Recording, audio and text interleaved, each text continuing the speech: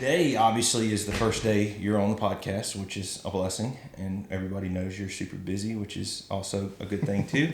My goal today is you're going to be a huge part of this deal and a part of the co-host deal 99% of the time, probably. I want everyone to know who you are. They obviously know what Tall in the Saddle is and what the premise behind the podcast, which you were instrumental in setting that up. But I want people to get to know you, a little bit about you, not super in depth, but kind of like the quick, nutshell version of how you ended up at NCHV, how you became, in the cowboy lifestyle, maybe a little bit about your family. How much time do we have? Yeah, I know.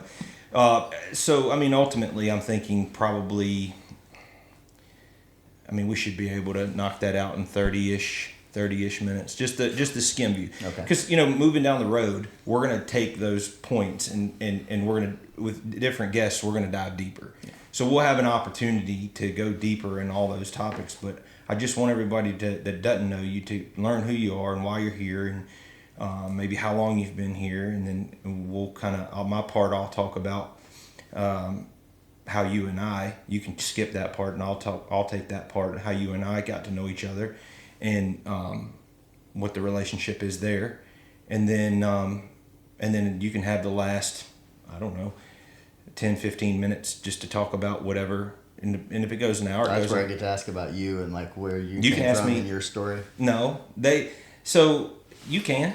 You certainly can. It's not fair if they know my story, they don't know your story. That's fair. But yeah. So, and obviously, the premise of this podcast is there is no set agenda. We're going to bring in people that have unique stories or have done something significant in their life.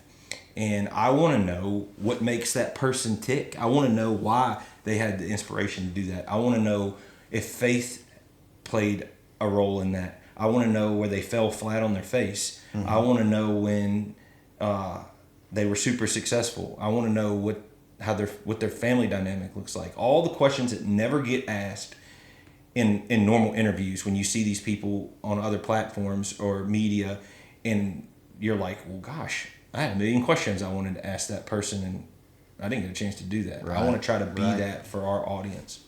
So, does that? I know we can fill an hour. Oh yeah, easily. We've done it driving down the road for 4 hours. Yeah. So we have plenty of time and plenty of options to talk about that stuff later. But this one, basically, I just want to set the foundation of kind of like what people can expect from us, and then our guest will be filtered through that lens, because that's kind of how this podcast is set up. Okay. People we think are interested filtered through our viewpoint. Yeah, and I think we said like the pursuit of excellence, right? Yep. That was the thing that stood out, and that's probably a big part of my story, because so many people that I've been around have been committed to that, and they've instilled that in me to a large extent, and I think that's a big piece of what makes me who I am, and big part of what I do day in and day out, I think. Excellence. Mm-hmm. All right. Well, with that, we will start episode 2 of Tall in the Saddle with the official co-host, Jake Corwin.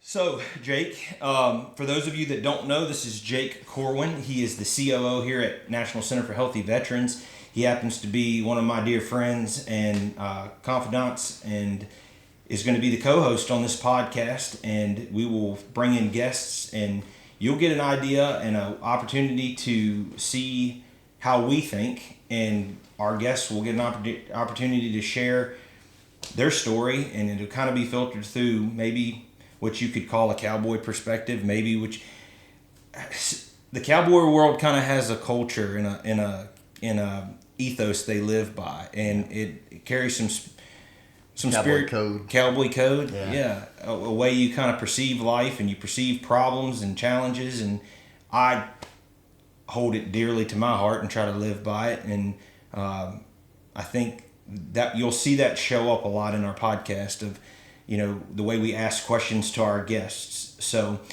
that's who Jake is, and we're going to just dig into Jake a little bit and see what he has to share today and tell us about himself. So, Jake, let's start with adult life, basically, and how you started your journey in the cowboy world and the horsemanship world. Okay. So I did about 2 years of college, and I didn't think they amounted to anything at the time. At the time they didn't, but they've come in handy later. And after that, I kicked around doing some temp jobs for about a year and then went back into construction, which I had done in high school. And while I was doing construction, I ended up eventually working for a company that builds barns. And I was building these horse barns, and I was looking at the people taking care of the horses and working with them. And, as a kid, I'd always dreamed about being a cowboy. I really wanted to be a veterinarian, and that didn't really work out, which was mostly my fault. But I was sitting on this roof and realized I'd be a lot happier working with those horses than I would building a barn. And so through a series of God-ordained events, I had an opportunity to go work for a place called the Best Bar None Ranch in Forsyth, Georgia. It's now called Three Creeks Ranch, owned by Dr. Bill Barnes. Shout out Dr. Bill. Yeah. Shout out to Dr. Billy Money. If you guys look up the Billy Money Band or Billy Money on, Spotify, iTunes, wherever you find your music, he's got some pretty cool tunes out now. He's gotten into music as he's starting to retire from medicine. So, but they're videos too, so they're he's a cool guy. Cool guy. He's given a lot of people a lot of opportunities, and sure gave me one. And that's really kind of I said I've been around a lot of people that just pursued excellence, and he was one. Even in the construction world, I was with guys that pursued excellence. My dad taught me from a very early age, no matter what you're doing, whether you're sweeping a floor or stocking pizzas in a freezer or cutting meat, you do it as good as you can and as fast as you can.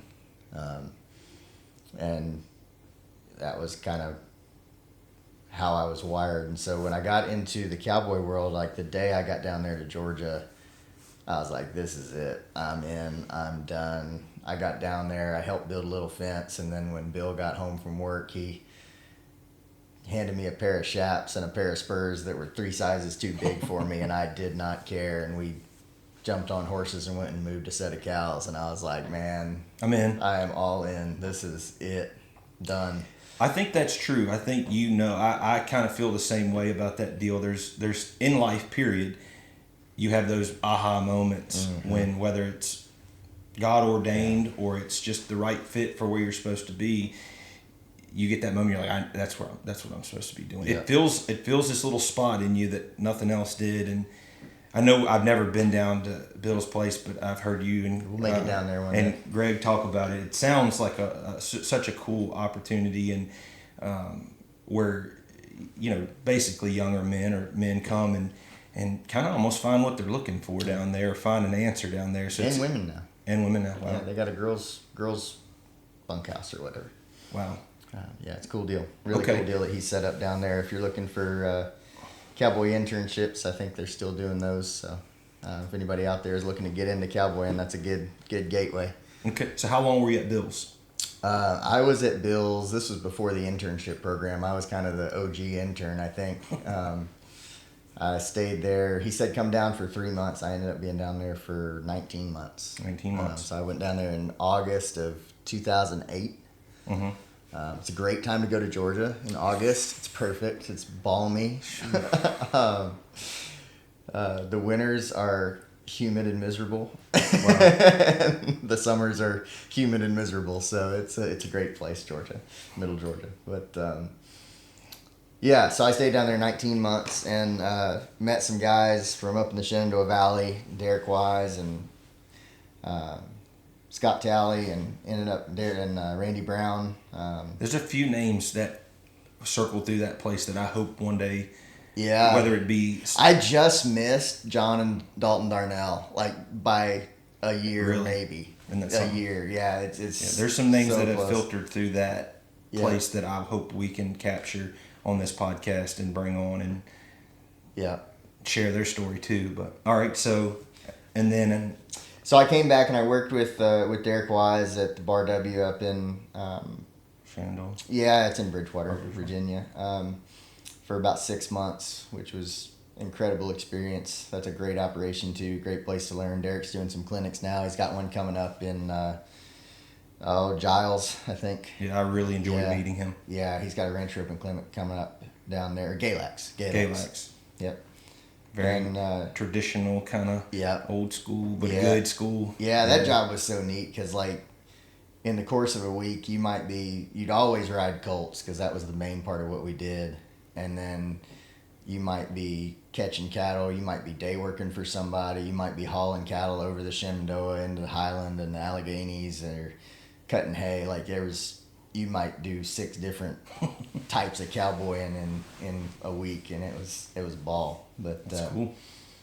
yeah, and then Rachel and I, my wife and I, had gotten back together while I was in Georgia.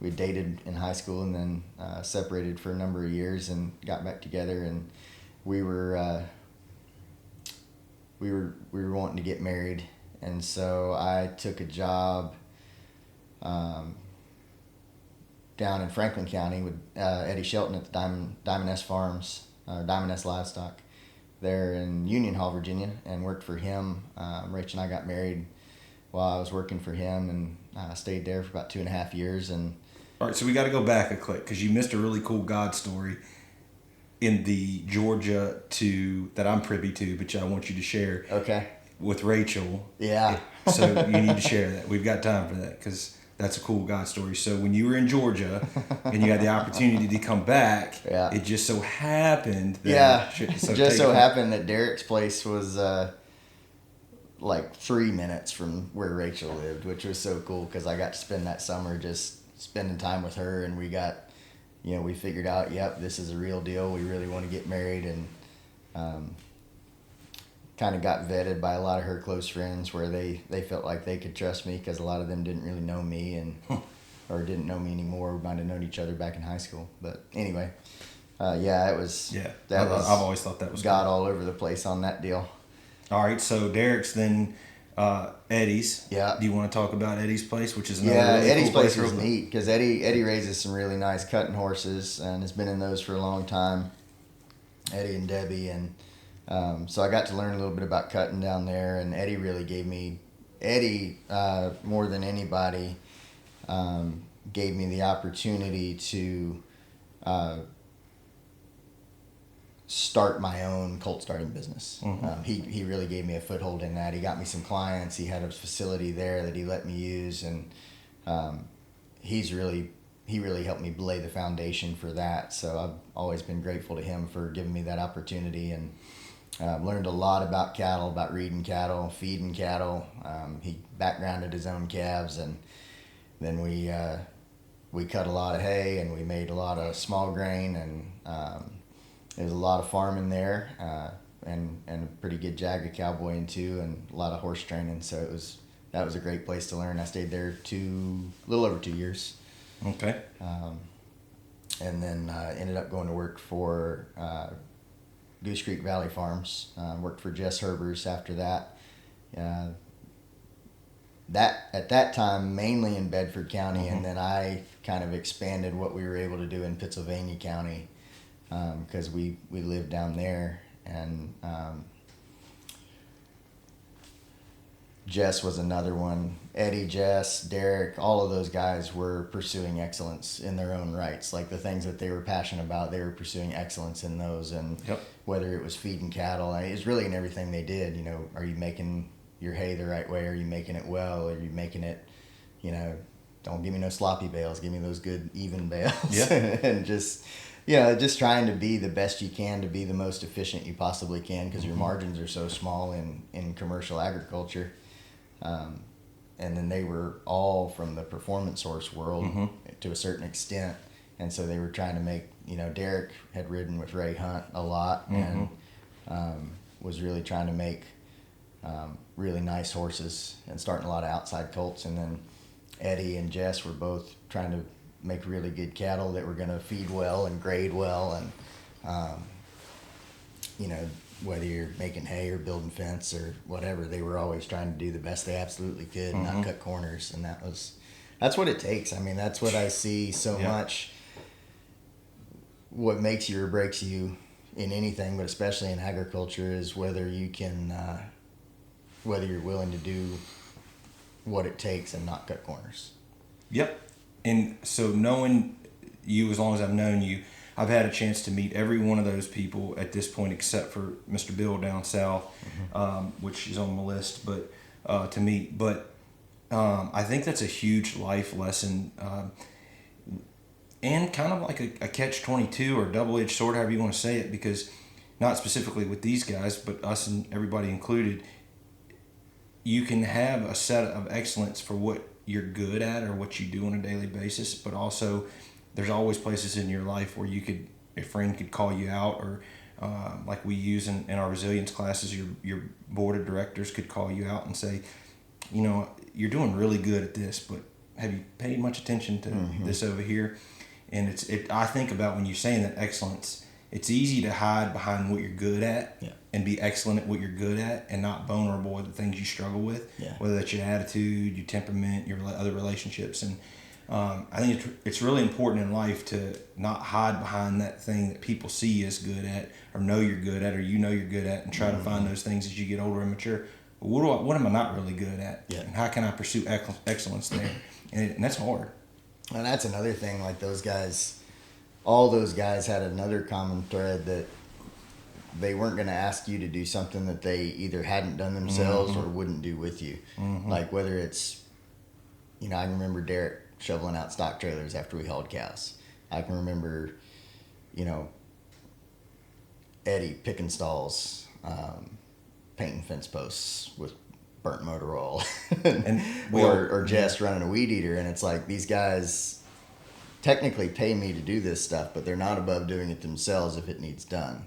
What was it you said the other week? And you I don't remember how you said it, but we were talking about something, and we were talking about leadership, and you made the comment about Jess that he has this way. Some people just have this way about him where they make you. They don't ask you to do something better, and maybe it's just leading from the front. But they make you want to do it better. Yeah. The kind of guys that make you want to be better just by being around them. Yeah. Just because you want, not because they ask you to, but because you have so much respect for them that you want their approval. Yeah.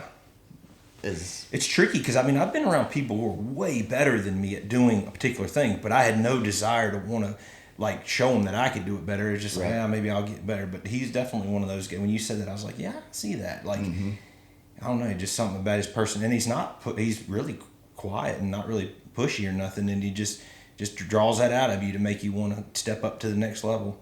Yeah, he's kind of just positive all the time and very confident, and I think that's the thing, and that's what makes him a good horseman too. Just an incredible horseman, and I think that's what the horses respond to. And so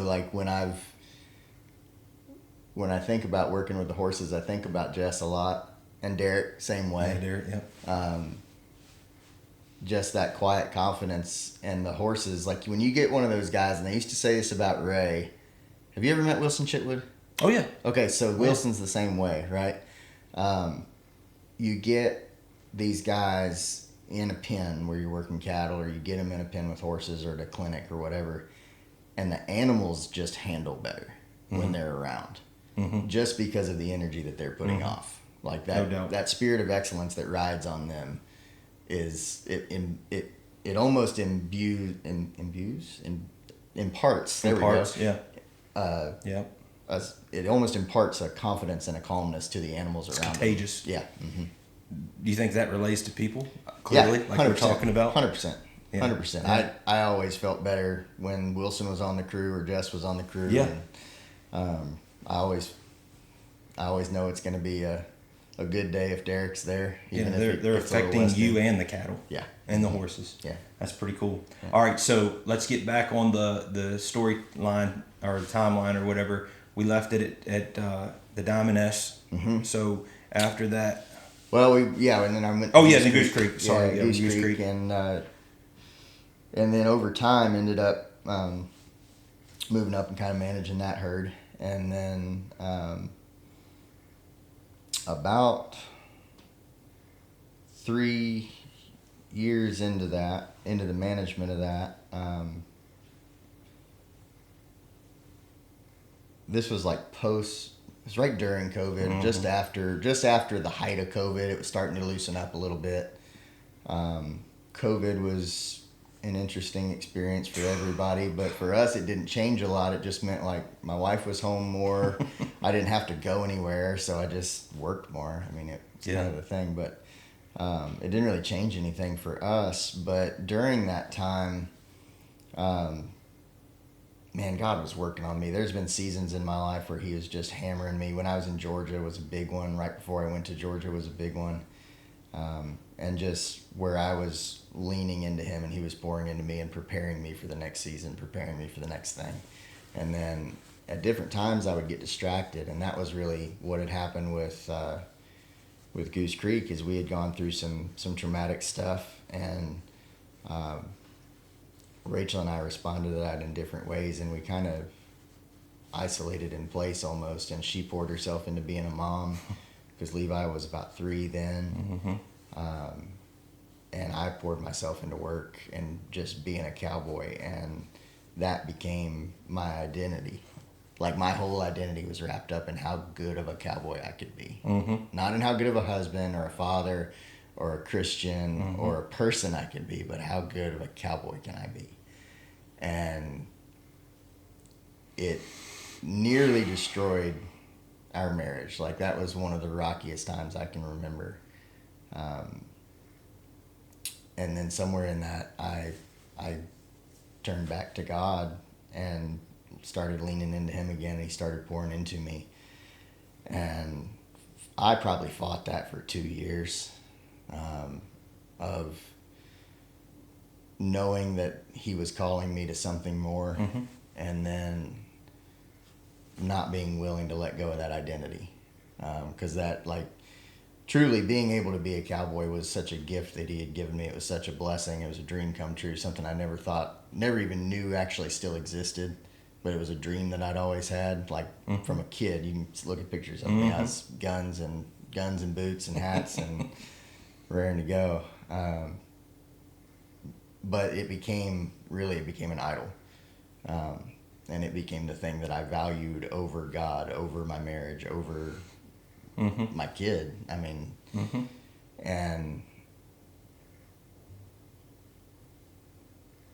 it took about 2 years, but I finally came to a point where I couldn't resist what God was calling me to anymore. And I knew he was calling me to ministry. I didn't think I was really cut out to be a pastor, but I figured if he was calling me to that, then he would figure out that part of it. And so I finally just said, all right, fine. I can't fight this anymore. If you want me to do this, then just show me what you need me to do, because I can't fight it anymore. And I think when I prayed that prayer, I was on my way to catch a cow for Dale Moore, mm-hmm. Who's another guy that's pursued excellence for a long time. Absolutely. And mentored a lot of people. I had not met him. That was the first day that I met him. He had gotten my number from maybe Daniel Lanier. Yeah, probably. And, that makes sense. And he called me to come catch this cow, and we were talking. He got to talking about this veteran center that was going in next to him, and I was like, that sounds kind of cool. Because I knew he said something about it being a horse barn. I got on the website and watched their videos, and saw a friend of mine, a former pastor, on there as on their local advisory council, David Sage. He's the head of VTI now. Yep, that's really, right. Really cool guy. But he linked me up with the leadership here, and it really snowballed, and ended up parting company with Goose Creek shortly thereafter, and coming to work full time here, and It was kind of a fast move that we didn't plan on, but it was really impactful to Rachel and I how much God provided for us in that, because we didn't have a lot of control over a lot of things that were going on, but He provided everything that we needed. And somehow, amidst all of that, amidst all the expenses of moving and buying houses and buying trucks,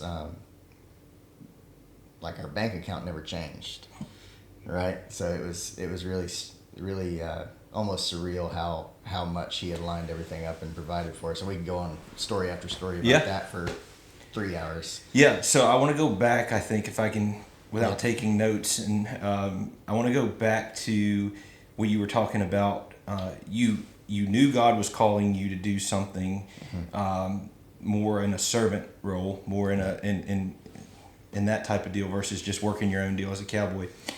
And but you weren't sure what it was, and at the time you didn't really know that this place existed. And I just think it's not obviously coincidental, and I think it's really cool how he'll line you up for your destiny if you're willing to be obedient. Number one. Number two, I think it's really cool how knowing you before this place a little bit, the identity thing, and how, and here's the cool thing too. Now, 3 or 4 months technically, legitimate staff up here now for me. How God will mess with your identity a little bit and take it from you a little bit. Yeah. And so it hurts. Yeah, it sucks. Yeah, and it may be. See, He's gonna find that thing that you're holding on to, and you've got your teeth sunk into. Jealous God that does not like to share His people. Yeah. So yours was your identity in your cowboy deal, and He said, "I need that." Yeah. Because that's controlling you. That's dictating your future instead of me. Yeah. And for some of us, it may be money. For some of us, it may be relationship. For some of us, it may be you fill in the blank. You know what everybody knows what theirs is. And if it's not His, well, like I tell the guys in class, left to your own demise and your own resources, you're in trouble, buddy. Like you're working out of a losing hand of cards, right? But give that to Him and trust Him and see what He does. And you may not end up with more money. You may not end up with a bigger house. You may not end up being comfortable. But I can speak from experience, especially now. I mean, you will get something that you can't really put a price tag in. You may not even be able to describe it very well. But you'll get filled back up with something that'll keep your engine running. Peace that passes all understanding. Yeah. And peace is, I mean, the way a regular person may think of peace may not be a fair word, even because it doesn't mean your life isn't without conflict. Yes. Peace doesn't mean just means that you're okay dealing with the conflict and it doesn't rattle you like it used to. Yeah. I thought that I just didn't want to skip over that because some people find their identity in their reputation too. That's one that's one that catches you up. That one I think catches Christians up more than anything, because they get caught up in this. And I'm guilty of it too, of getting caught up in wanting to be respected. Yeah. And that one's the sticky one for a lot of people, because it's not necessarily identity in your occupation or in your money or whatever, but it's in how like you perceived. think it's a good thing. Yeah, like you think you think you're pursuing God because you want to be godly, but a lot of times we're pursuing God because we want to be respected by people. Yeah. So we're actually pursuing godliness, but we're not necessarily pursuing God. Yeah, that's dangerous. Yeah. Yeah, that's probably like, there's probably a biblical word for that. I don't know what heresy or something bad. Like, there's probably a biblical word for like trying to be. Yeah, I think it's legalism. Actually, is what it is. Yeah, I mean, what it boils down to. Your humility and your,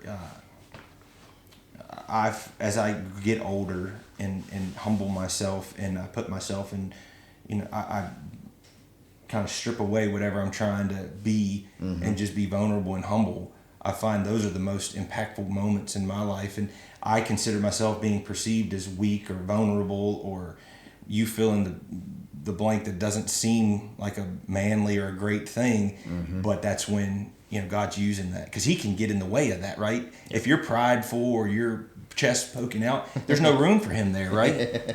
He'll deflate you. Yeah, there's no Pretty room. You hope he does, because Yeah. I mean, I think it's worse if you're Yeah, too he far lets you away and run he on lets you with it, go. it's not I mean, very that's good. Yeah.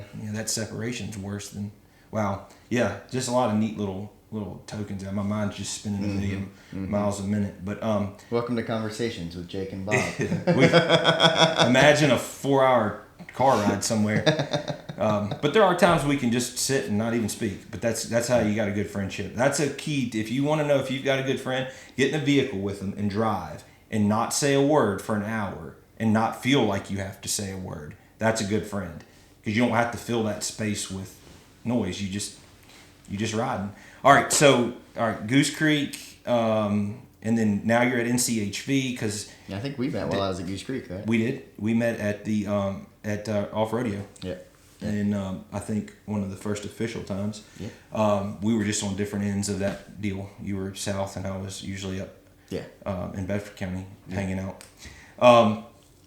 Okay, so you're now at NCHV. Yeah, I long ended story up short. coming here, and when I first started here, I was supposed to come work like 15 hours a week and help with the horses and the cattle and teach the veterans some stuff about horses. And I think I probably spent like 30 hours here the first week, and then it just snowballed from there. And Who'd you work for when you first got here, or with a lot? At that time, it was General Horn. It was Jeff, General Jeff Horn. I worked with him a bunch, and a bunch of the OG folks. There's a few of them left around now, but a lot of them have moved on. I ended up just taking on more and more responsibility because it was needed. There was a lot of leadership that was needed, a lot of expertise that was needed, and I said God never wastes anything. And like those 2 years that I thought I wasted in college, and the jobs that I had done all before I started cowboying, every single one of those skills that I learned in those situations has come to bear on the job that I have now. Yep. So, if you think you wasted time, just hold on, because God will use it somewhere. As long as you learned something from it, good or bad. Yeah. If you didn't learn a lesson, it might be wasted. But anyway, over the course of the last 4 years, I just kind of taken on more, and it's been a wild and sometimes bumpy ride, but it's been one of the most both challenging and rewarding things I've ever done.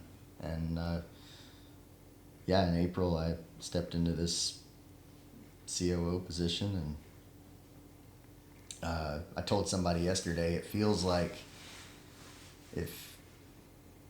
very much like I get paid to be me. Yeah, I can see that. There are aspects of this job that I don't like, just like there's aspects of any job that you don't like. I mean, when I was a cowboy, I didn't like running a weed eater. So, yeah. But a lot of this job is just supporting people and helping people and solving problems. Oh yeah. A lot of problem solving. A lot of looking at an issue from 18 different angles to make sure you're making the right decision, and then being confident enough to say, "Yep, we're doing this." And I still get to work with the horses. I still get to teach horsemanship. I still get to train and start colts, and we're building this new arena, which is going to allow us to do some really cool equine events, and that's exciting just to see where that's going to go and all the opportunities it's going to unlock.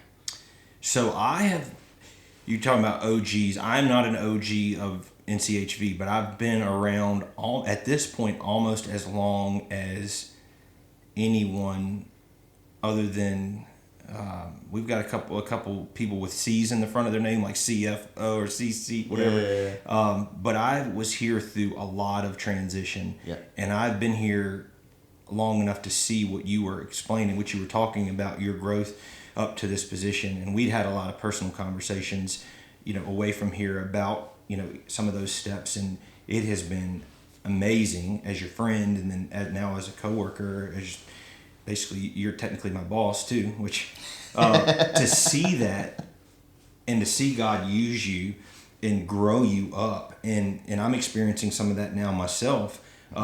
Those positions that are hard, that need answers, that you have to be a part of, and you're maybe even emotionally invested at this point in that staff member or that patriot or whatever it may be, and you're making hard decisions. You're making potentially life-changing decisions for a staff member or so I've been able to see that kind of inside baseball, and as a friend. And when I first started here, a little bit of my backstory, I followed Jake here essentially as a way to continue my horsemanship journey, where I'd kind of gotten sidetracked and not able to do what I wanted to do where I was. So I showed up one day, and I'm pretty sure Jake remembered who I was. And I was like, hey, I had no expectations. I said, I'm just going to show up. I'm going to say, this is what I want to do and see what happens. And then I don't even remember why I thought that was a good idea.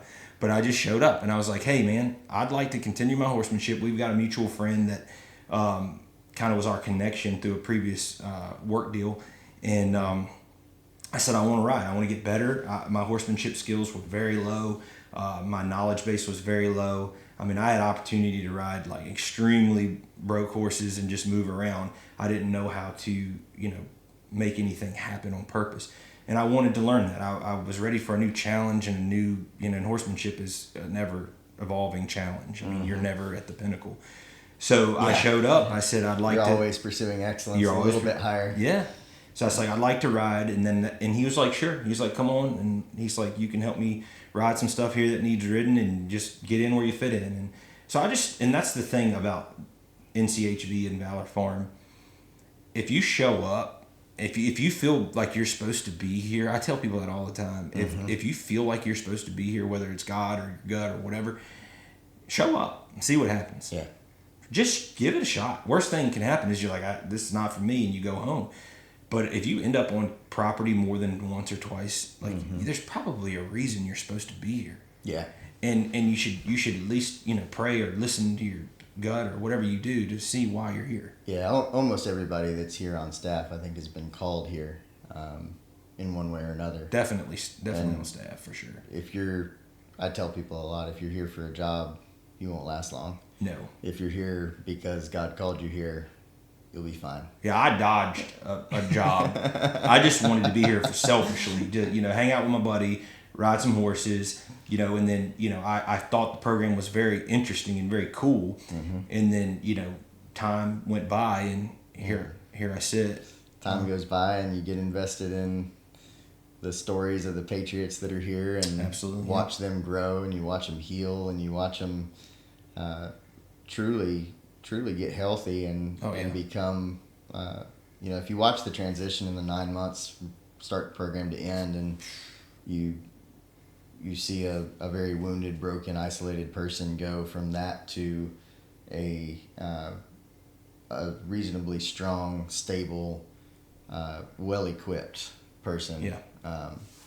With joy in their heart and a community around them. It's really hard to walk away from that if you see it enough. Yep. And it only takes, thank goodness, like if you have one of those, that carries you a very, very long way. We had a guy leave this week. He went through the program. He'll be back for the official graduation. But I hugged him at the bottom of the hill, and I said, man, safe travels. And, I just sat there for a moment, and I was like, wow, like that worked. Like it was good. And, he gets to go home.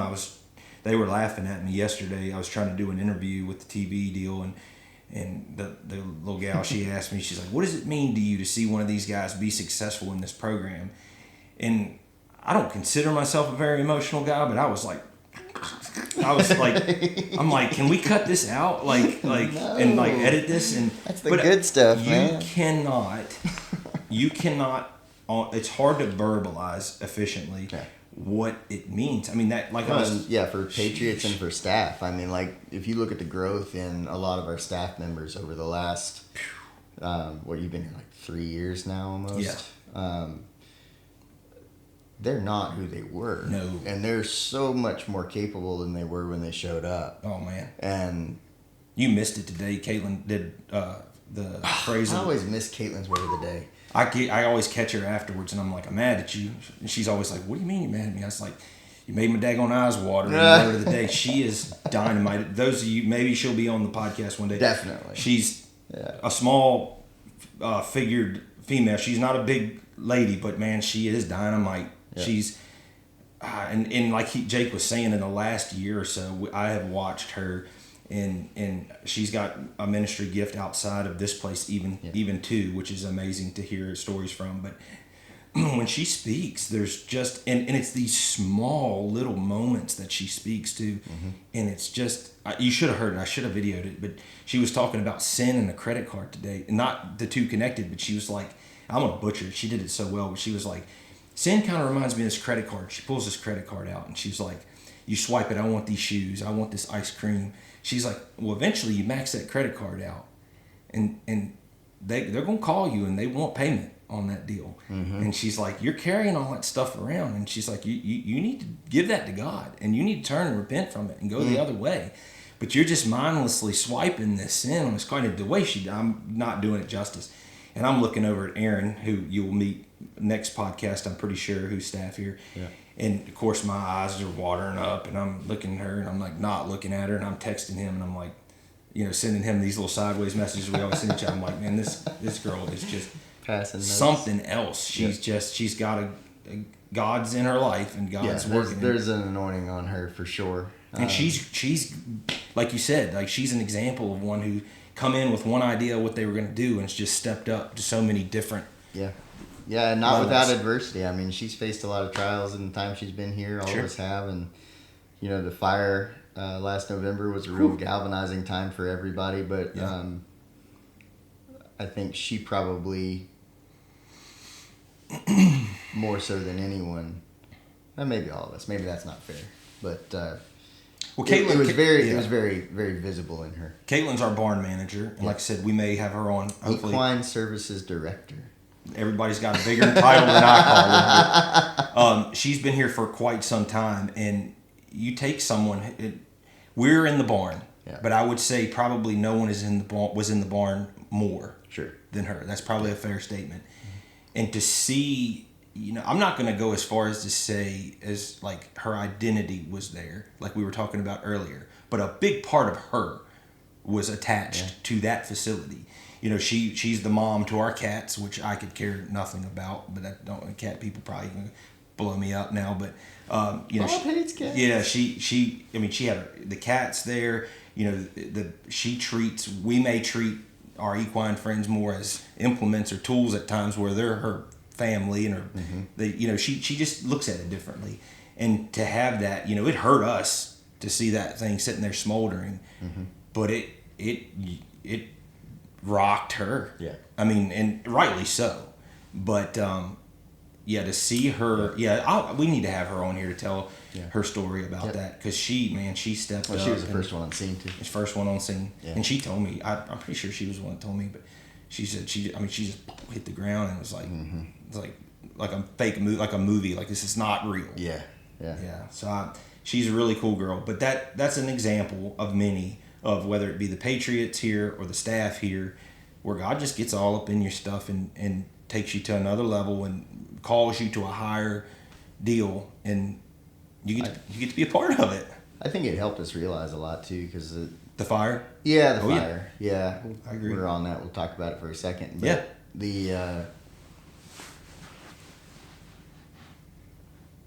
it made us realize what we don't really need. Yeah.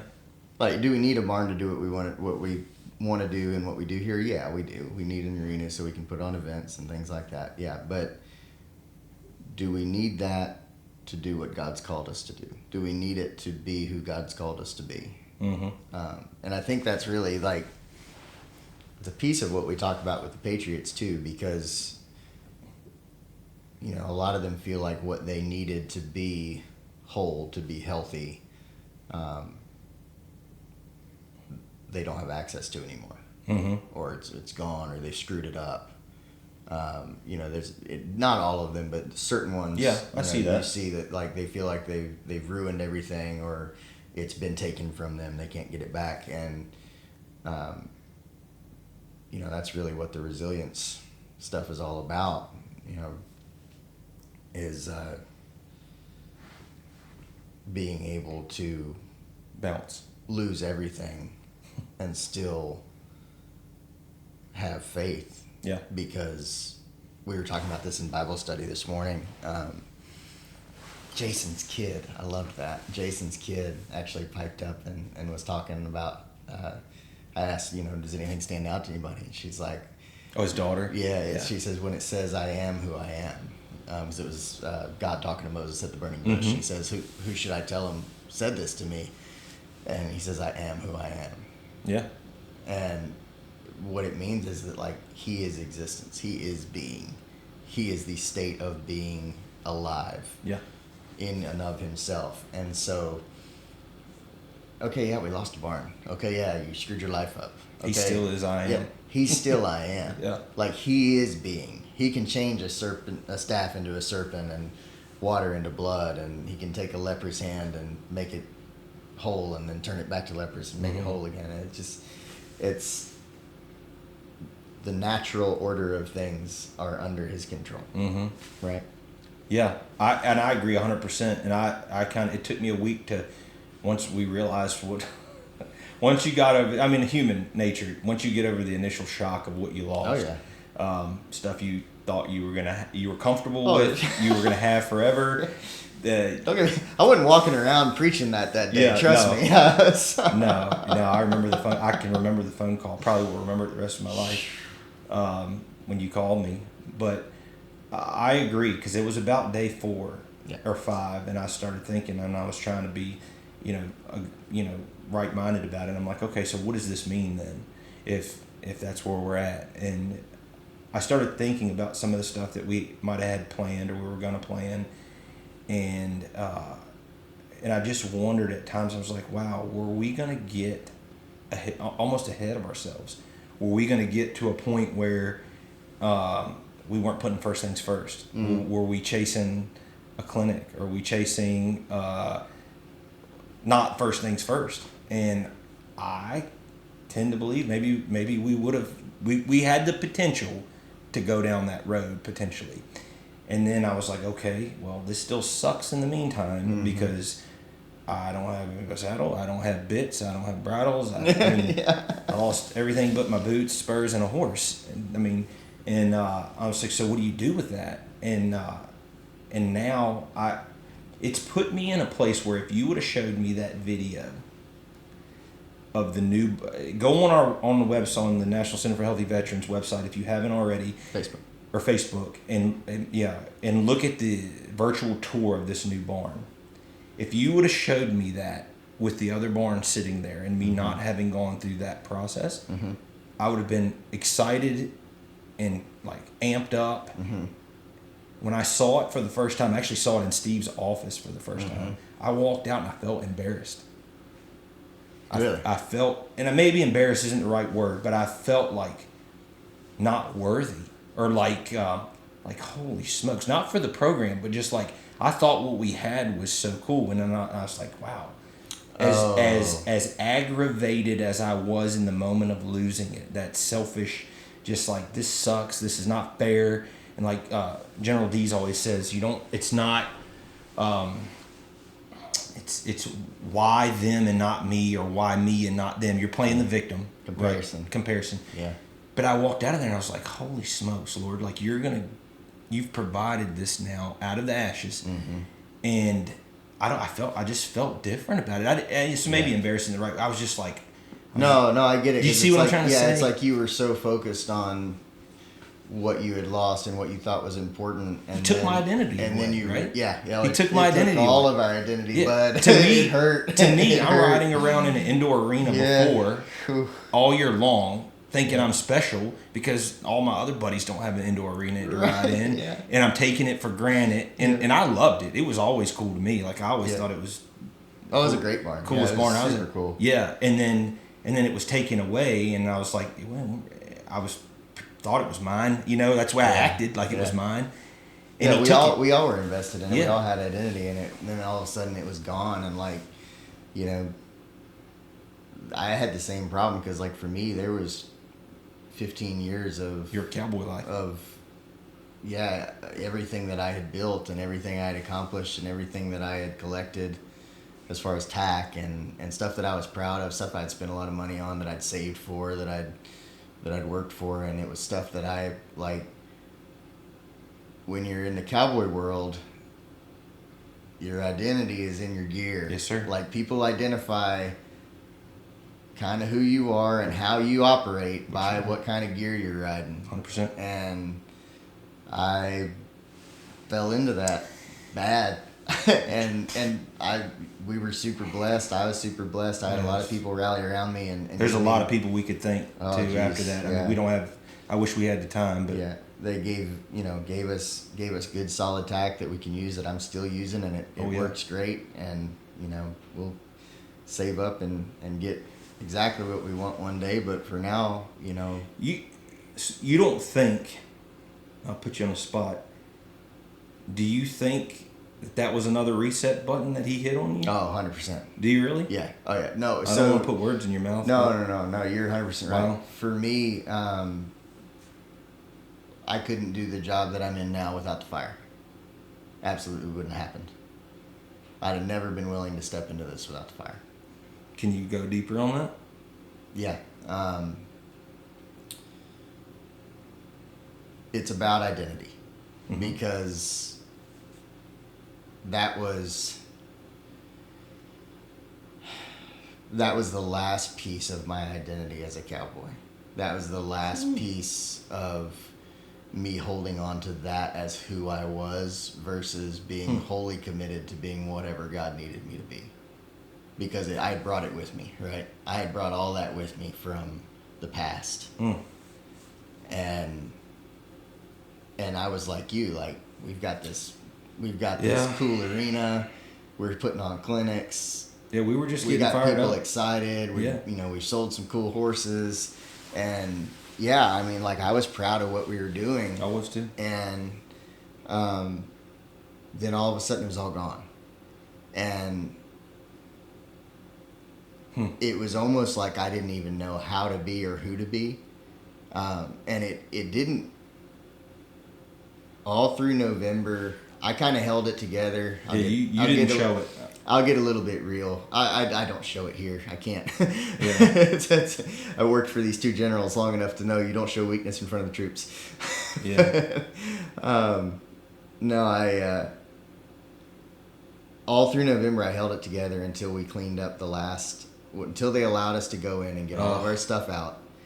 I got pictures on my phone still. I do too. We found the last thing that any of us were looking for, which was Caitlin's knife that her grandpa had given her, and we found it. I handed it to her. I looked up, and it's like sundown. Yeah. We're all in these white hazmat suits, looking like a bunch of marshmallows, picking through the ashes, trying to find stuff that was not worth a crap anymore because it was all just burnt out. But and I looked up and I was like, this is it. This is over. This is never, it's done. Everybody has what they need. And like my wife told me, Rachel, she told me I wouldn't grieve until everybody else was okay. Mm-hmm. Like she said, you won't feel it until everybody else is okay, because you're going to take care of everybody until you know they're all right, and then it's going to hit you. Yeah. And that's exactly what happened. And that was right before Thanksgiving. It was like literally the day before Thanksgiving. I was not in a good headspace. Like, not a fun person to be around all through Thanksgiving, into Christmas, after Christmas. And perfect timing. And I mean, truthfully, like had a legitimate meltdown somewhere in January, and ended up finally doing what I told everybody else to do, which was go get some counseling, get some therapy. Shout out where you went to. Healing Strides of Virginia in Boone's Mill. Miss Carol, you are a saint. Thank you for your help. You and your whole team are a very, very special group of people.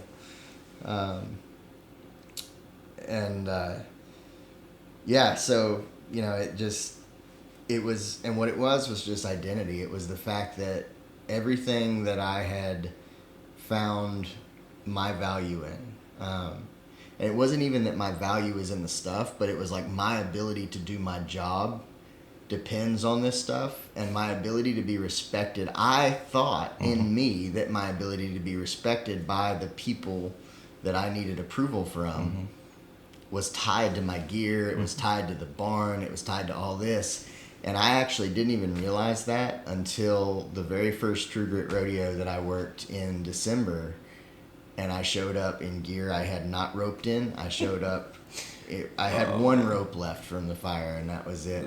Like all new ropes, all new gear. Yeah, 310 Ranch Life, red, white, and blue. There we go. Dalton, I'll see you on next week's podcast.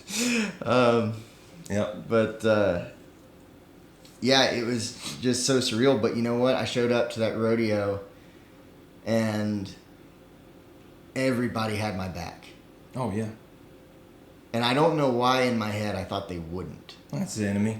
Yeah. Or us. It could be us too. We can be our own worst enemy. But, yeah, you know, the devil will use footholds like that. And, and if you don't give it to God, he'll take your identity just as quick as you can give it to God, right? Yep. He'll fill that hole. 100%. And that's really cool, because I don't know that, I know we've never had that conversation about that last little bit.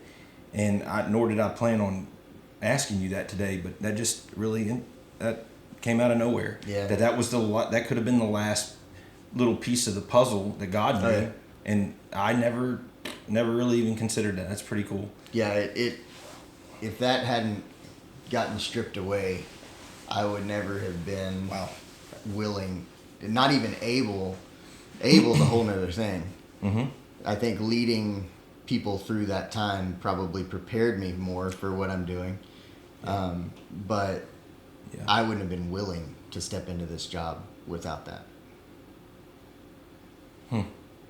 Yeah, that's really cool left turn that I was not planning on talking about, but that's really neat.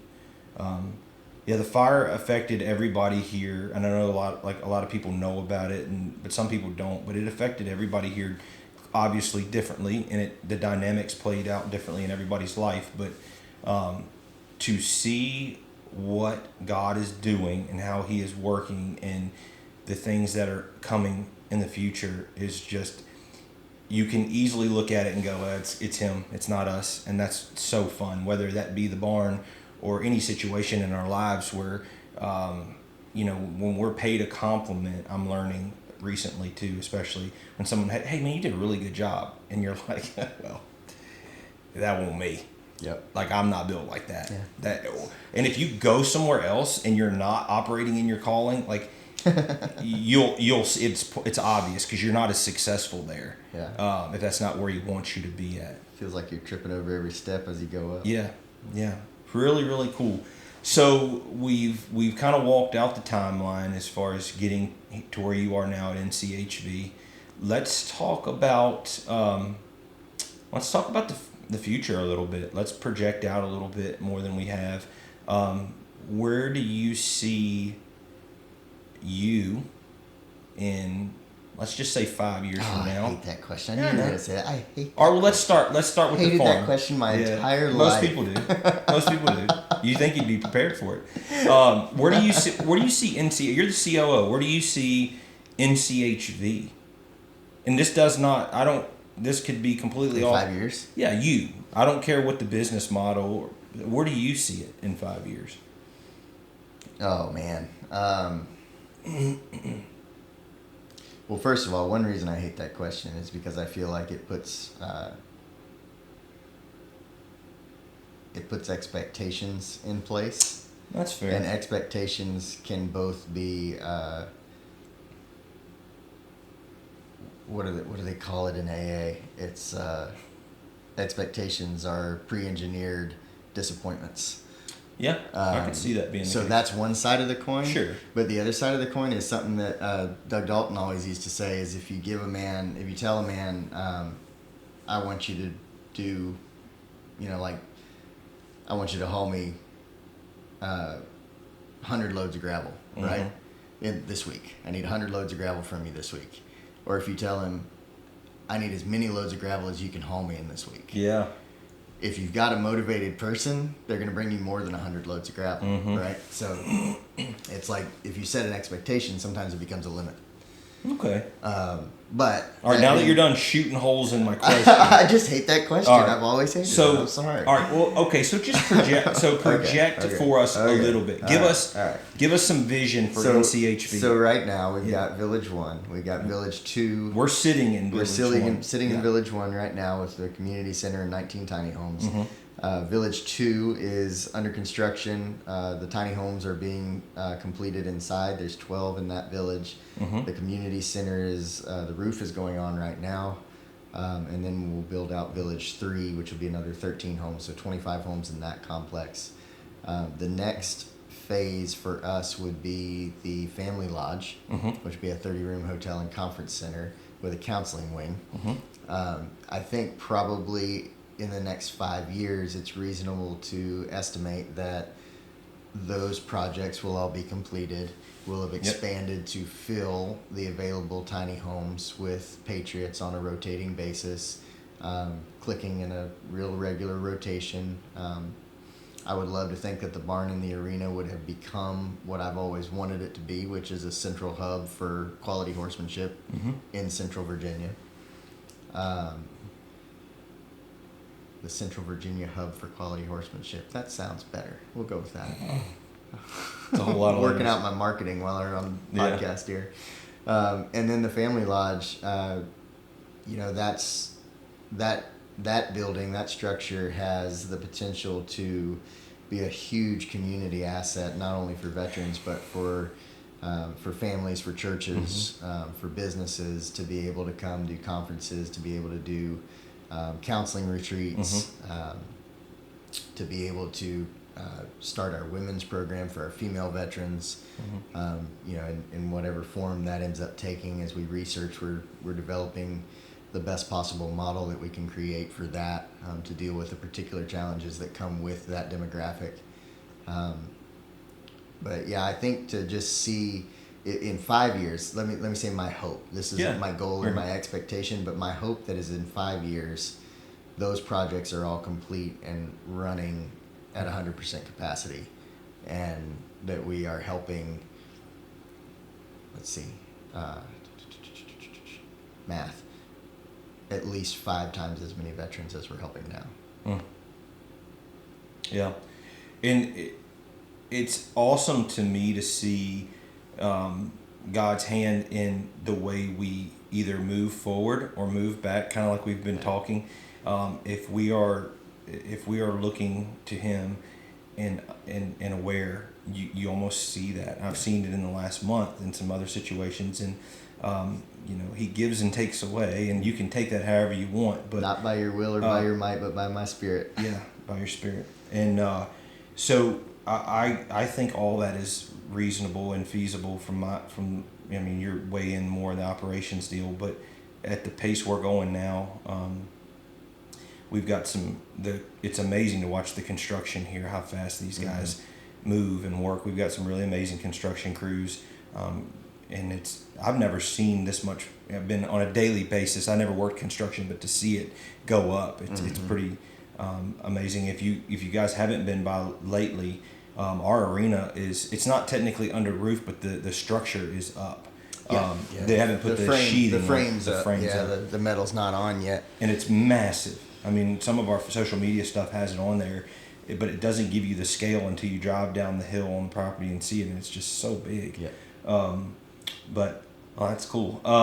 So where I guess you've pretty much cleared out your God's taken your identity coins. Knowing you personally, I don't think, because this is was about you today. I don't know. Yeah, when do I get to ask you questions? Fire away.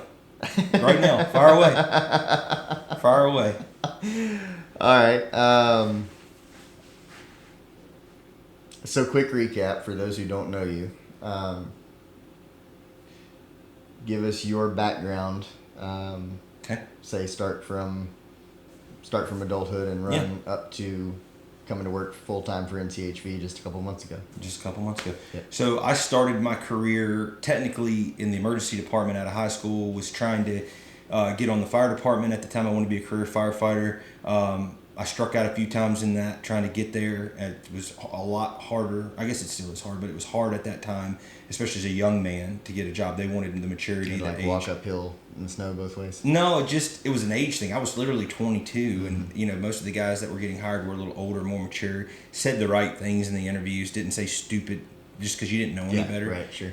So once I realized it was a good learning lesson. I got hired by Roanoke City Fire Department. Worked about 6 or 7 years in Roanoke City as a firefighter. Then, long story short, ended up back in Lynchburg. Worked for Lynchburg City for about the same amount of time, and then in 2014, I quit, more or less. One of the only jobs I've ever just straight up quit.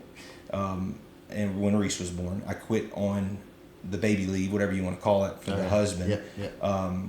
Courtney was out of work for her leave, but I had an extended amount of time that I thought was secure, and they were like, no, it's not. You need to come back to work. And I was like, not really sure I'm going to come back to work. And they were like, well, you have to. And I was like, give me a day to think about it. And I was just done. I had been volunteering since I was 16 years old in the fire department to now at 30 whatever, and I was just burnt. I'd seen enough. I'd done enough. Yeah. I'd accomplished enough, and I just didn't like where it was going, personally and organizationally and all that stuff. So I quit the fire department, and with no plan. I had zero plan. Had no idea what I was going to do for a career. That's all I'd ever done. I had my real estate license for a while, gave that up. Had my auctioneer's license for a while, gave that up. Didn't dislike either one, but both of those take full-time dedication to be successful, or else you're spending money trying to make money. Right. And so I ended up with a bunch of paperwork that said I used to do a bunch of stuff and was decent at a bunch of stuff, but gave me no credit at a job somewhere. I still had to go figure out. So I applied for school. Trying on identities. Yeah, probably. Yeah, I probably didn't even have one at that point. I wanted one. Applied for a school which is not even a established school anymore. I don't even know who owns it now in Roanoke. It was called the College of Health Sciences in Roanoke, and they had a physical therapy assistant program there, and I didn't even have good enough grades to get in, because they don't look at fire department classes as credits. So I was like, well, if I go to CVCC, that's when I was pulling out my wheeling dealing skills, and I was like, if I go to CVCC and take a bunch of classes and get good grades on that, will that bump me up high enough? And lo and behold, the Lord was probably in this. I got into school at the last minute. Like, they had told me no. And I was like, what am I going to do now? And they called me like a week before classes start, and somebody probably quit the program. And they were like, we'll let you be in the program if you want to do it. And I was like, I'll figure it out. So I just showed up at the last minute, and I was in. And it was hard. I was like 31 years old with a bunch of right out of high school kids. Yeah. And I was taking stuff. I mean, there was a math class I didn't understand. I couldn't figure it out. They were helping me, and because I do not math. So it took me basically 3 years straight through, 2.5, something like that, straight through, no breaks, that you just hammer it out and get done with it. And I got out and I went to work doing that. And I worked at orthopedic clinic in that kind of world, and then I quickly realized that I just wasn't digging. That was a great experience, and I said, well, I want to get out and do home health, because it was more flexibility, better pay, and home health comes with its own set of challenges if you're familiar with it at all. Yeah, you've told me a few. Yeah, I mean, it's not ideal situations. I mean, it's not an unsafe environment for me, but it's just not ideal. But it gave me a lot of freedom, and it gave me a little bit better money. So I did that. I will say, before you move on, that to do some of the things that you've done, just hearing a few of your stories and things, there's an enormous amount of humility and a servant's heart in you to be able to continue to do that and not lose your mind. Well, I mean, if you look back, and I guess I don't do this enough, but everything I've done probably has some form of servant. I mean, we can always get in that lane if we want to be. Yeah, but I mean, the firefighting from 16 on, the healthcare from the rest of that time on has always had some component to that, and it's not been easy. But I've learned from every experience, hard and good, the dead ends that I've ended up at, they all had a purpose. Like you said, they all bring you to where you are and allow you to have a skill set and have an experience that you can pour into somebody else. Mm-hmm. And my dad always says, he's like, all that stuff you've done, it didn't make any sense. And we were always like, what are you doing next? And you're on to the next thing. And he's like, it all comes back together at the end, and you're able to put it together and make like this quilt, and it's got a purpose now. Yeah. So did the PTA thing, and I mean, really up until this year, I get burnout quick. You know this as my friend, people that know me well. I get bored quickly, and that's why I love horsemanship. I think it's why I like golf. Mm-hmm. It's something you're never gonna achieve. Yeah, that you can always get just a little better. Oh, and for someone like me, you can always get a lot better. Yeah. Like I feel like I'm so far. Yeah. You do something, you're like, gosh, that was really stupid. Like you're really not that good at what you thought you were good at. So with this career, not to say that I'm like good at what I do in that field, I just got bored with it. Yep. I felt like I was seeing the same clientele, and I was, and that's fine. And God humbled me there too. He was like, dude, you have a ministry here. Yeah. When's the last time, and I've not done this a lot, but I have done it some, like when somebody's like basically pouring out on you at a visit, mm-hmm. and I don't know if it's ethical or not. I'm not really sure medically, but like, when you're supposed to pray for somebody. Yeah. And they're like, just telling you every problem that has nothing to do with their shoulder or their knee. Yeah. And, to be wise enough, humble enough, or quiet enough to just say, stop right there and say, do you want to pray about that? Would you like to pray? Yeah. It's hard. Yeah. It's hard. And I've walked that is not wired into us. Not me. As it's getting better maybe, but yeah, it's not wired into us. I think from our backgrounds quite a bit. No, not from the background. Yeah, no, just pretty conservative, evangelical, more or less backgrounds. It's. Oh, I was thinking worse. I was just thinking like. Okay. Yeah, I was thinking worse than that. Just like. Well, you growing up in the firehouse, me growing up a lot on construction sites, it's not something that happens a lot. Yeah, that's very counterproductive, right? Yeah, and definitely not in the cowboy world. And I'm not sure. Depending on who you're around. Yeah. It's changing some. It is. It's changing a lot. Thanks, Jeremy Morris. Yeah, it's changing a lot. And others. Dalton. Yeah, yep. No, God's showing up. But no, so I think what I've realized recently is some of this that sarcasm I couldn't break, that spirit of just flippantness or whatever. Yeah. That those are the opportunities that break those scales off. Like when you don't know this lady from Adam or this guy from Adam, he has nothing to offer you. He has, and I don't mean this in a bad way, but I mean it is. It's just I'm there to do some exercise. There's nothing for me to gain out of that. Right. And that's when God's saying, why don't you just stop and pray for him?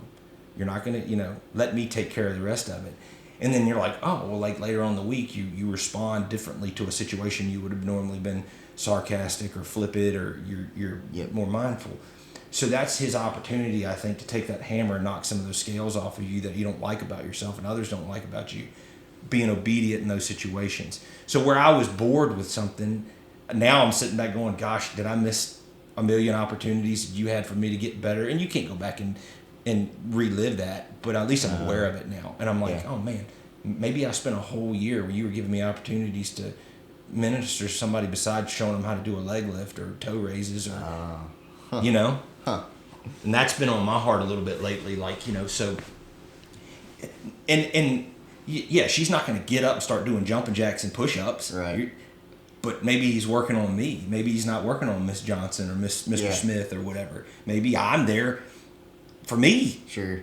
And I'm too busy, fed up. I'm fed up with this job. This house is, it's not ideal living conditions, and I don't want to be here, and I'm being in my own feelings. Yep.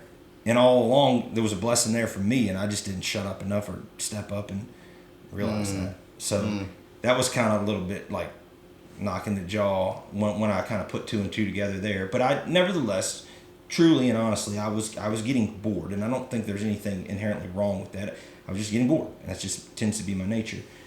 So, some things happened logistically with the two companies I was working with, and I kind of felt like I got the rug jerked out from underneath of me, to be completely honest. And I took the opportunity to go, well, I know that feeling. Those are facts. Those are totally facts. and maybe they're not even wrong. Maybe it was just miscommunication. Nevertheless, I need to make a living. I need to make some kind of income.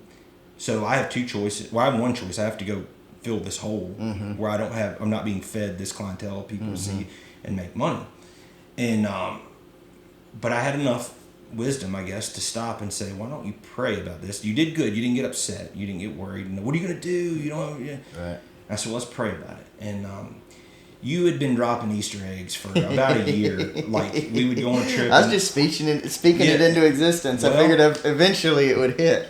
So we would go on a trip or be hanging out or whatever, and you'd be like, well, you know, when you're up here full time, or when you're doing this, or when you're handling, and I would always blow it off, and I'd be like, yeah, okay, sounds cool, yeah, great. I mean, I'll always be up here unless I'm not welcome, but I don't really want to get in the middle of all of this. I don't really see I was being selfish, to be completely honest. I'm getting what I want out of the deal. Right. Why do I want to give anything? And I didn't know any better, right? I didn't know what I know now. So I was like, nah, we're good. Just let's talk about something else or whatever like that. And and I don't know. And then I just woke up one day and I was like, you know what? Here's the perfect opportunity to step into it. If you've got to make a decision one way or the other. Yep. Are you going to go back to what you're bored doing? Like, or are you going to try something different? And part of me that likes to be uncomfortable. There's a large part of me that likes to be uncomfortable, yep. Pushed, and asked to perform. And that part of me spoke up and was like, A, what do you have to lose? B, you're not going to be good at it, so it's going to make you better somehow or another. And I stopped and think. I was like, gosh darn, I'm running away from my regular Monday through Friday to get here. Yeah. And I'm aggravated. You ask Courtney, I'm aggravated when I'm full all day long and I can't get here. Yeah. And I'm like, boy, that's kind of ignorant. Like, why don't you just go be there and see what happens? Now, disclaimer, that does not mean you get to ride more horses when you come on staff here. It means the exact. So don't come here if you want a job riding horse unless that's your job title. Yeah. Because if you come here and do a job, you might see a drop in your. You may have to show up at ungodly hours. And that's why I'm excited about lights in the arena. Lights in the arena. And so I called. I either messaged you and Aaron or messaged you, and I was like, this may be the time to revisit this deal and see what happens. And within a day, you guys got back to me and you were like, we don't know exactly what it's going to look like, but this is what we'll do. And I said, you know what? I prayed. I asked Courtney. Courtney was like, go. You know, no questions asked. She's always, you know, I think she'd follow me off a cliff sometimes, which is amazing. But, But so she was like, yeah, do it. So I said, all right, let's give it a shot. And I had no really idea what to expect. In my back of my mind, I might have kind of thought, and I'm still obviously learning. So inside baseball, we are a little over halfway through the first trimester of this cohort that we have now. I'm responsible for programming, which are classes essentially, and some other off-campus trips and things like that. But we're digging into this program, which is called Resilience God Style, developed by our president, General Bob Dees, which is a workbook and a reading book, which is available. Anybody can get a hold to it. If you're ever here and you want to see it. But we walk through trauma and teaching resilience. Like, what does it mean to be resilient for someone who has been through, we call them hurricanes and tornadoes and things. Hurricanes come in slow, you see them coming. Tornadoes hit you out of nowhere. Okay, it's come through. Now what? Now what? Yeah. Now what? Not why necessarily, but what. Yeah. And how do you build resiliency, and how do you bounce back higher with the help of the Lord? Because that's the only way you bounce back higher, if you bounce at all. Yep. It's with the help of supernatural help. But we teach these guys, look, life maybe has really sucked up in this point, and you are dealing with real stuff. And here are some tools. Here are some stories. We bring in people with testimonies and on staff, and their stories in this program that they get to learn from. And they're not alone. Yeah. They're not the only one that's dealt with it. They've dealt with their unique deal, but it's not the end of the road. Yeah. Let's learn how to bounce back, and let's use your testimony after that to build others up. And the best witness you can have is your testimony. That's your story. That's what God's doing in your life. Yeah. That's the evidence. So being able to that wasn't in the job what you read to me or told me, and but I wouldn't trade it for the world. And and it's a lot of what what you were able to teach me. You have a very good gift of teaching people horsemanship. Now, disclaimer, I didn't get all of that. You teach other people differently than you taught me. And I'm grateful for the way you taught me. And you taught me, I think, a lot of the way that you were taught, which I appreciate. And I think I could have got it either way, but I appreciate the way you would basically tell me, this is what you're doing wrong. It's never the horse's fault. This is what you're doing wrong, and this is what you need to fix it. Mm-hmm. And then go do something else. You would go do something else. Mm-hmm. And it left me. And you realize, I guess I was at a place where you knew me well enough, I could work it out. Some can't. And I've seen you do the opposite, complete opposite, and just be that person there. But, I thought it was funny when Greg was here, Robertson was here, and I was loping a circle or something, trying to figure something out, and he had no idea who I was or my story. Mm-hmm. And it paid you a backhanded compliment by, I guess, complimenting me, which I took it for my compliment, but it paid you. He was like, how long have you been riding? Because I felt like I was being hard on myself, which I always do, and I wasn't perfect, which you never will be. And he was like, how long have you been riding? And I was like, oh gosh, at the time, like on purpose, 1.5 years. Yeah. And he was like, really? And I'm like, you're really? He's like, well, who taught you? And I just looked over at you and grinned. And I was like, well, anything that I've been told other than YouTube, actually sitting horseback, was from him. And he was like, And I don't even know if you were aware of that conversation or that it went down. But I knew what he was saying. And I think, that's not the way it happens in these classes. But you're a searcher. There are askers and there are searchers. Yeah. And the searcher, it's like that expectation thing, right? Mm-hmm. And this goes back again to pursuit of excellence. Your nature is to pursue excellence in whatever you're doing, and if you get to a point where you've kind of exhausted that pursuit, that's when you get bored and you move on to something else. Yep. That's why horsemanship and golf appeal to you and that's why these Patriots probably appeal to you, because it's always, how can I get better and do this better? How can I deal with this situation? How can I meet this person? Because it's always a different person. Yeah. Right? So anyway, the horsemanship thing, there's searchers and there's askers. And the askers just want an answer to fix a problem. Yes. Okay? And that's all they want to do. They want to get to point A to point B a little better, and they want their horse to act right, and they don't really want to... They're not pursuing excellence, they're pursuing success. Okay? Yeah.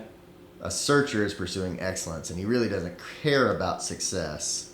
He cares about the excellence, and he knows that the success will come with the excellence. And that's you. And so a searcher, you don't give them everything, because half of the knowledge comes in the search. You give them a piece, you give them a nugget, and that's how I was taught. You're right. Yeah. That's what they gave me. They didn't give me all the answers. They gave me these ethereal ideas that sound like they came out of a Tom Dorrance book. And these stories about tape on gloves and different things, and you have to interpret it and find the hidden metaphor. And, well, somebody else did that too a long time ago. Yeah, yeah, parables. But I'll give you living water. Yeah. No, I'm thirsty right now. Right. Like I want a cup of water right now. Yeah, but the majority of the learning is in the search. Yeah. And you're gonna find it, and the searchers always will. Yeah. The askers, they're not wrong. No. They're just... They miss something, though. They miss that in-between part that makes you feel like it belongs to you. What I've learned, I feel like belongs to me. Yeah. Because it hurt a little bit along the way. Nobody just gave it to me, per se. They gave me direction, but they didn't just, do X, Y, and Z. Sometimes that's the case, but the stuff that I figure, man, it means, when you're learning to rope and you darn look like you're doing it backwards for the first, your shoulder's killing you. But one day when you're all by yourself and you throw that shot, whether it's just the first headed shot you've ever done or some trick shot, big loop shot or something, and you hit it and you're like, all that other stuff doesn't even matter. You forget your shoulder hurt. You're like, oh man, and it clicks one day, and you feel like that you earned that almost. Versus if someone just come up to you and showed you exactly how to do it, and you got it the first throw, and it just made sense. You miss that suffering or whatever you want to call it in the middle. It makes you feel like it belongs to you a little bit more. I don't know, maybe it's a horrible way to say it. But. No, I get it. It's like that. It's like when somebody lets you ride their good horse. Yeah. Right? Yeah. And you've been riding the old broke plugs, or you've been riding the horse that you've screwed up so much that he can't get him to do anything or whatever it is. Yeah. Like Bill had me get on one of his horses one time. Oh, man. Only once. Yeah. One time, and it was a horse he was about to sell. Like For good reason or bad reason? Oh, for good reason. He was selling for, okay. Yeah, it was just one that he had made, Yeah. and he was moving on to some other horses, so he was Wow. selling that one. And he said, just sit on her and just bend her left and right? And I reached down that Makati rein, and I got to about here and was about to start to lift. She's turning. And she's right. Her head comes around. Yeah. And I was like, She was reaching and for he you. goes, now you're going to search for that for your whole life. Yeah. And I was like, yep. And I'm still searching for it. Yep. I mean, yeah, I got horses that'll bend, and I got some pretty nice horses that I'm pretty proud of. They've all got holes. Every single one of them's got a hole, just like I do. Yep. I got a bunch of them that I'm still working on, trying to fix and fill in and fill up with God. And but yeah, that you got to, when you feel it just that one time, whatever it is, whatever you're searching for, when you see excellence or you feel excellence, if you're a searcher, you're going to look for it. You're going to hunt it your whole life. And there's so much. That's why I love that we have horses on property and we use them for equine therapy and horsemanship, because there's so many unique opportunities that we can use these horses for instances like that. Yep. That translates for me, that reaching, like when one of these guys up here finally gets the breakthrough and you say something to them and they've been fighting you tooth and nail and a rebuttal to everything you have to say, and then you go to reach down and collect them at that one time and you're not expecting, and they reach back to you. Yep. Just like that horse, they submit to a point. I don't mean submission in a bad way. Like we submit to God, we submit But to it clicks. But it clicks, Yeah. and they reach for what you're giving them. Yeah. Oh man, it's so fulfilling and rewarding, because you're like, that's all I've been trying to do the whole time. Same with the 2-year-old colts. Same with these. I'm not trying to hurt you. I'm not trying to scare you. Yeah. This rope around your neck or this bit in your mouth is so that we can be a team. Yeah. So we can work together and accomplish something that you couldn't do on your own and I can't do on my own. There is an element of submission in it. 100%. I mean, you and I both wouldn't be here had we not submitted to God's call on our life. Yeah, and even our leadership. Yeah. On earth, like the staff, like above us. Yeah, submitting to leadership above us. It's all the way around. Yeah. As you men, we can't- struggle with that. Yeah. It's hard. Yeah. Well, I mean, as humans, we struggle with that. I mean, it's men and women both, but especially men sometimes. Yeah. Yeah, this is a whole lot better posture, right? Yeah. Than this or this or this. This. Yeah. And we've been talking about that a lot in class recently. When you got that death grip on life and you're holding the steering wheel like this, any motion you do is going to put you in a ditch, because you're just so tense and you're just going to jerk that wheel and not to take your hands off the wheel, but in a sense, take it off the wheel and put them up like this and give it to somebody, who can do something with it, and be in that surrender posture and then see what happens, versus being so whether defensive or, having a counter argument for everything. And the horses are the same way, when they finally click that this guy's not going to kill me, he's not something attacking me, and then they find it. Like, it's just a beautiful picture. It's like how you hold your reins, right? Okay. Bill told me this a long time ago. And he's an orthopedic surgeon, so he talked a lot about orthopedics, right? If you're holding on to something, where's the strength in your grip? If you're trying to hold on to your reins, where's the strength in your grip? It's in your pinky fingers. Mm-hmm. Like you're holding on here, but this is where you really lock it down, right? So if you watch really good horsemen, they usually have their reins between their thumb and forefinger, maybe these two fingers, and then their ring finger is actually the action that's controlling their horse. It's just this and this, right? Sure. It's just this ring finger and this ring finger pushing or pulling back on those reins to get that motion. It's not a lot more. And if you think about it, if you're trying to get that horse to give and you're gripped down with your whole fist and your pinky fingers curled around the reins too, when they give, it's hard for you to release. But if you're on the tips of your fingers and your hands are open and loose, when they give, you're already going to be releasing. It's right there.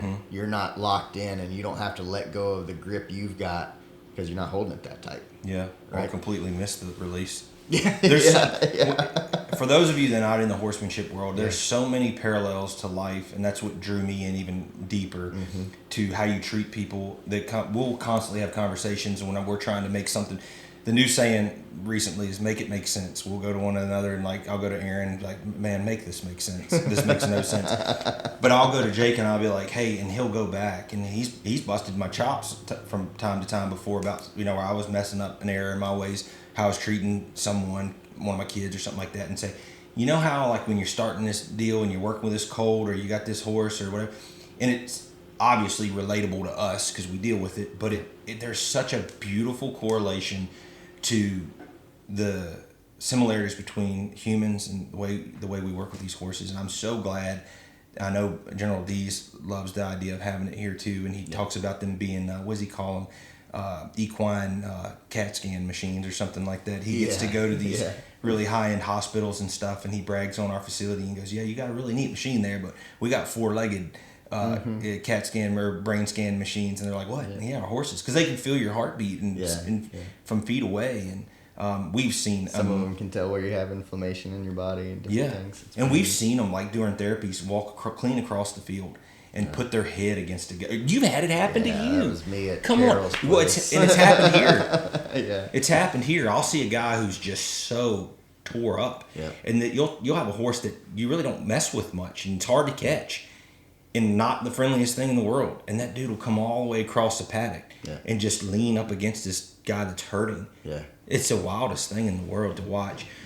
So I mean, there's a million stories. We can probably have a whole nother, and maybe we'll do that. Maybe we'll do monthly.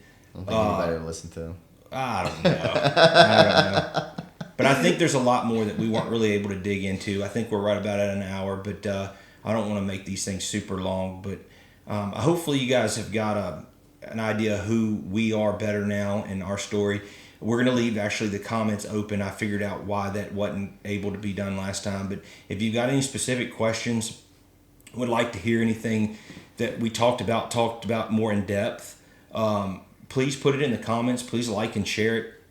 I'm hoping this thing really, grows appropriately, and we get to invite all these names that you're hearing bouncing around in our crazy stories and the people that come through here. God wants it to. It'll happen. Yeah, absolutely. So let's wrap it up, and I'm going to give you the opportunity if you want to pray, because we pray at the end of these. I took the last one.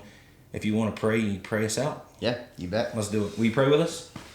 Father God, thank you for this time to sit here with my friend and just to share some of our life experiences, and Lord, look back at all of the ways that you have preserved us and that you have prepared us for the purpose that you've called us to now. It's just like David going to face Goliath, Lord. It's it's not us. It's not in us, as we're just as weak as a little 14-year-old boy when it comes to dealing with the giants that you put in our path. But the Lord of hosts, who delivered us from the paw of the lion and the paw of the bear, will deliver us from the hand of these Philistines. So we trust in you. We trust in your power, your might. We thank you for this opportunity. We thank you for all your blessings and the purpose you've called us to. Thank you for all the folks who listen to this. We pray that you pour your blessings out on their lives, and that this podcast would be a blessing to them, and that they would in turn pursue excellence and pursue you. In Christ's name we pray. Amen. Amen. Well, thanks for being with us, and stay tall in the saddle.